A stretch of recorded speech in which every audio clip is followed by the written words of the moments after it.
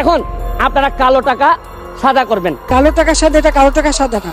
এখন সব জিনিসের দাম বেড়ে গেছে। এখন এক কাঠা জমি যার আছে সে কয়েক কোটি টাকার মালিক। আপনি দুর্নীতি করলে তো অর্থনীতিতে নিয়ে আসা যায়। আমরা দুর্নীতির বিরুদ্ধে অভিযান শুরু করেছি, সে যেই হোক দুর্নীতিতে কারো পাত্তা নেই। আমাদের মাননীয় প্রধানমন্ত্রী বঙ্গবন্ধু কন্যা উনি এমন এক পাখি। প্রধানমন্ত্রী এখন সংসদ ভবনে সবকিছুর জবাব দেন, সাথে ব্যারিস্টার সুমনের বক্তব্যেরও পাল্টা জবাব দেন। দর্শক শ্রোতা, প্রধানমন্ত্রী কিন্তু এক এক করে সবকিছুর জবাব দেন। ব্যারিস্টার সুমন ভাই কিন্তু বলেছিল এই দেশে দুর্নীতি হয়, এই দেশে টাকা পাচার হয়, কালো টাকা, সবকিছু মিলিয়ে কিন্তু ব্যারিস্টার সুমন অনেক কিছু বলেছিল। এখন প্রধানমন্ত্রী কি করতেছেন, সে কিন্তু সংসদ ভবনের মধ্যে সবকিছুর পাল্টা জবাব দেন। প্রথমত আপনারা দেখেছেন। দর্শক শ্রোতা, ব্যারিস্টার সুমনের বক্তব্য এবং প্রধানমন্ত্রীর পাল্টা বক্তব্য সবকিছুই কিন্তু মুখোমুখি আকারে দেখানো হবে। তাই ভিডিওটা আপনারা ধৈর্য সহকারে সম্পূর্ণ দেখবেন এবং তাদের এই বক্তব্যগুলো শুনে যাবেন এবং আপনারাও কিন্তু ক্লিয়ার হয়ে যাবেন দেশের দুর্নীতি, কালো টাকা সবকিছু নিয়ে। এই যে দেখেন প্রধানমন্ত্রীর বক্তব্য। কারণ আমাদের জনগণ অত্যন্ত কর্মঠ, অত্যন্ত সৃজনশীল। কিছু কিছু মাঝখানে দুষ্ট প্রকৃতি থাকে, তো ওগুলো আমরা ধর্তব্য নেই না। আমরা দুর্নীতির বিরুদ্ধে অভিযান শুরু করেছি, সে যেই হোক দুর্নীতিতে কারো পাত্তা নেই। যারাই দুর্নীতি করবে আমরা করবো। আর কালো টাকার সাথে এটা কালো টাকা সাদা না। এখন সব জিনিসের দাম বেড়ে গেছে। এখন এক কাঠা জমি যার আছে সে কয়েক কোটি টাকার মালিক। এই ঢাকা শহরে এক কাঠা জমি থাকলে কয়েক কোটি টাকার মালিক। এভাবে অনেক সময় কিছু করতে যে অতিরিক্ত অর্থ চলে আসে, সেটা তারা বাজেটে দেখাতে পারে না, সেটা যাতে তারা আয়কর দিতে পারে না, সেটা আয়কর দিয়ে যাতে তারা মূল ফিরে আসে, মানে আয়কর দিয়ে মূল। আরে আমরা বঙ্গবন্ধুর খুনি রে আনতে পারি না, আর টাকা পাচার করে এই টাকা ফেরত আনবো কিভাবে? মাননীয় স্পিকার, আপনি দেখেন টাকা পাচার এই সরকারের বড় একটা সমস্যা। টাকা পাচার ঠেকানো যাচ্ছে না।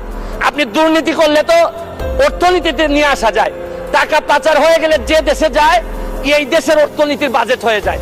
আরে আমরা বঙ্গবন্ধুর খুনি রে আনতে পারি না, আর টাকা পাচার করে এই টাকা ফেরত আনবো কিভাবে? জনগোষ্ঠীতে যাতে ফিরে আসে আর এই ধরনের কর্মকাণ্ড যাতে না করে, সেই জন্যই এই মাঝে মাঝে এই ধরনের সুযোগ দেওয়া হয়। এই ধরনের সুযোগ খালেদা জিয়া নিয়েছিল, ডক্টর কামাল হোসেন নিয়েছিল এবং আরো অনেকেই নিয়েছিল।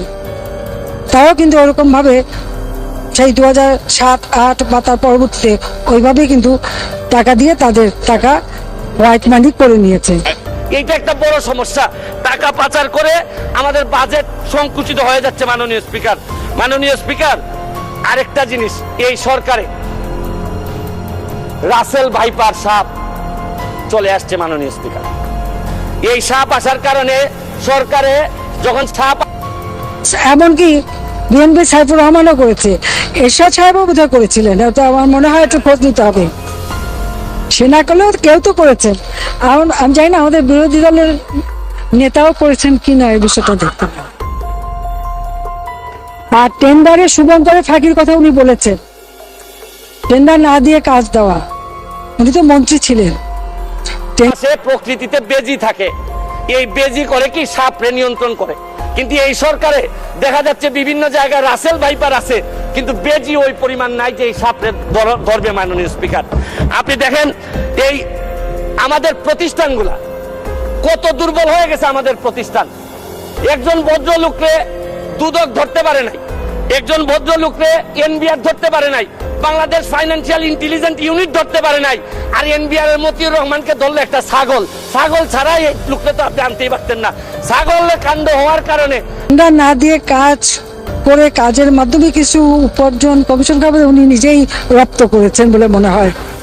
যাই হোক, আমি আর এই সব কথা বলতে চাই না। আমরা একসাথে দেশকে এগিয়ে নিয়ে যাব সেই আহ্বান জানাই।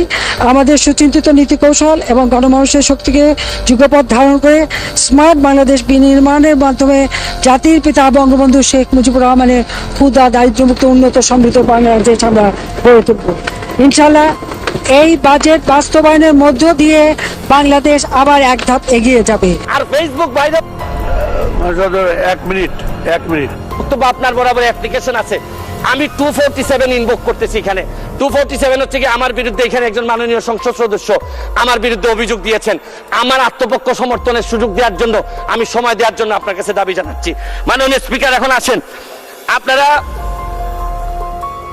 বেনজির কাণ্ড, মাননীয় সাবেক আইজিপি উনি এত বড় হয়ে গেলেন, মন্ত্রণালয়ে জানলো না, মাননীয় স্বাস্থ্যমন্ত্রী জানলেন না এই বাচ্চাটা এত বড় হয়ে গেল, আর কিছুদিন সুযোগ পাইলে পুরা গোপালগঞ্জ কিনে ফেলতেন এই বেনজির সাহেব। তারপরে এইটার দায় এই মন্ত্রণালয় এড়াইতে পারে না মাননীয় স্পিকার।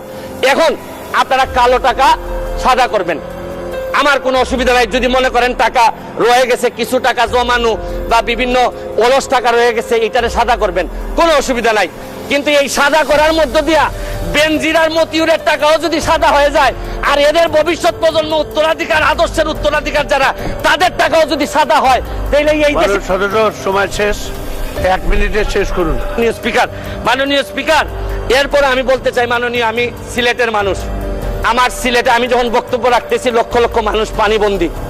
আমি আপনার মাধ্যমে মাননীয় প্রধানমন্ত্রীর কাছে দাবি রাখতে চাই, একটা হাইড্রোলজিক্যাল একটা রিসার্চ করেন।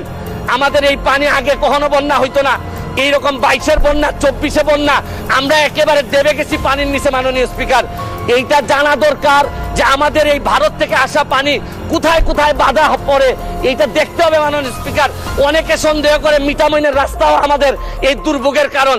যদি হয় এইটারও মডিফাই করতে হবে, কারণ একটা জেলারে আপনি সৌন্দর্য দিয়ে আরেকটা জেলা ডুবাই দিতে পারেন না। মাননীয় স্পিকার, বাজেটের উপর কয়েকটা কথা বলতে চাই, যে এই সরকারের কয়েকটা প্রেসার নেওয়া লাগবে।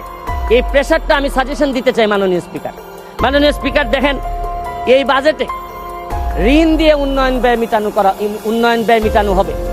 2.5 লক্ষ কোটি টাকার লোন নেওয়া হবে, 1.5 লক্ষ প্রায় নেওয়া হবে হচ্ছে গিয়ে ব্যাংক থেকে। আমি মাননীয় প্রধানমন্ত্রী থাকলে বলতাম যে এমপি হওয়ার পর একটা গাড়ি কিনছি 1 কোটি টাকা দিয়ে, 50 লক্ষ টাকার লোন নিছি সাউথ ইস্ট ব্যাংক থেকে। এই লোন আর লোনের যে ইন্টারেস্ট, এটার কারণে রাতে ঘুম আসে না। মাননীয় প্রধানমন্ত্রী যে কিভাবে ঘুমাবেন এটা একমাত্র উনি জানেন। প্রায় 2.5 লক্ষ কোটি টাকার ঋণ উনার মাথার উপরে থাকবে সব সময়। আমি আরেকটা জিনিস বলতে চাই মাননীয় স্পিকার, আমাদের বড় চাপ ফরেন রিজার্ভ কমে যাওয়াটা একটা বড় চ্যালেঞ্জ। কারণ হচ্ছে কি, যে বাজেট আপনারা এই সরকার এখানে দিচ্ছেন, আরেকটা বাজেটও আমাদের এই সরকারকে বা এই মাননীয় প্রধানমন্ত্রীকে ব্যর্থ করার জন্য আরেকটা বাজেটও আছে। এই বাজেটের যাতে এই সরকার ব্যর্থ হয়, এটার নেতৃত্ব দিচ্ছেন তিনি হচ্ছেন গিয়ে ডক্টর মোহাম্মদ ইউনূস। তিনি চাচ্ছেন এবং তার নেতৃত্বে যিনি সরকার গঠন করতেছেন, তার নেতৃত্বে আছে হচ্ছে গিয়ে ডলার। এই ডলার হচ্ছে গিয়ে। দর্শক শ্রোতা, আপনারা তো দেখলেন যে প্রধানমন্ত্রী কি কি পাল্টা জবাব দিচ্ছে, এবং সে কিন্তু সব সংসদ সদস্যরা যারা বলছিল সবার রিপোর্টের উপর ফোকাস করে কিন্তু ব্যারিস্টার সুমন তার বক্তব্যগুলো দিচ্ছিল। দর্শক শ্রোতা, অন্যদিকে ব্যারিস্টার সুমন কিন্তু একটা বক্তব্য দেয়, এবং তার বক্তব্যের মধ্যে কিন্তু অনেক কথা রয়েছিল। সে কিন্তু অনেক বিষয় বলেছিল যে দেশে কালো টাকা সাদা হয়, তারপরে দুর্নীতি হয়, এবং সে কিন্তু বাহিরেও দুর্নীতি দুলাই করে, সংসদ ভবনের মধ্যেও কিন্তু সে দুর্নীতিবাজদের ছাড় দেয় না। দর্শক শ্রোতা, ব্যারিস্টার সুমন কিন্তু সবসময় ভালো কাজ করে। অন্যদিকে আছেন আমাদের প্রধানমন্ত্রী শেখ হাসিনা, সেও কিন্তু আমাদের দেশকে অনেক দূর এগিয়ে নিয়ে যাচ্ছে এবং আমাদের দেশের অনেক উন্নয়ন করতেছে। দর্শক শ্রোতা, তাদের দুইজনের বক্তব্যগুলো আপনাদের কাছে কেমন লেগেছে আপনারা প্লিজ কমেন্ট বক্সে লিখে যাবেন, এবং আপনাদের কাছে আমার একটা রিকোয়েস্ট রইল, আপনারা আমার চ্যানেলটি সাবস্ক্রাইব করবেন। ধন্যবাদ।